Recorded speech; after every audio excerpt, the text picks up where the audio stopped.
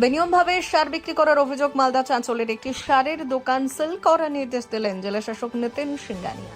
বিভিন্ন ক্ষেত্রে দুর্নীতি রুখতে জেলার বিভিন্ন ব্লকে ব্লকে অভিযানে নামেন খোদ জেলা শাসক নিতিন সিংহানিয়া।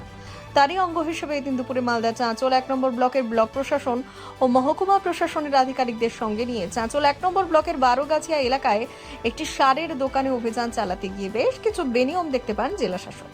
পাশাপাশি সরকারি কাগজপত্র ছাড়া বেশ কিছু কীটনাশক মজুত রয়েছে ওই দোকানে।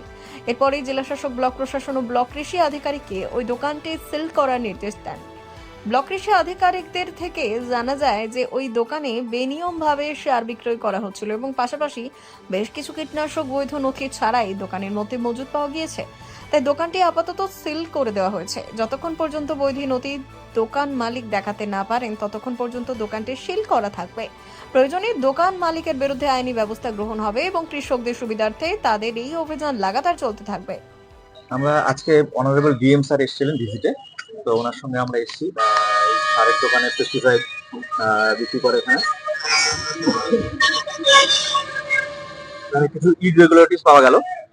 ওনার যেমন প্রিন্সিপাল সার্টিফিকেট নেই, ওনার তার বাইরে কিছু উনি পেস্টিসাইড বিক্রি করছিলেন, যার জন্য আপাতত দোকানটাকে সিল করা। আমাদের অভিযান চলছে, হ্যাঁ চলছে, এবং গোটা ব্লক জুড়ে আমাদের অভিযান চলছে এবং আগামীতেও চলবে, যাতে আমাদের চাষি ভাইয়েরা ন্যায্য দামে জিনিসপত্র পায়, সার, ওষুধ, পেস্টিসাইড এসব পায়। ব্যুরো রিপোর্ট, উত্তরের প্রহরী।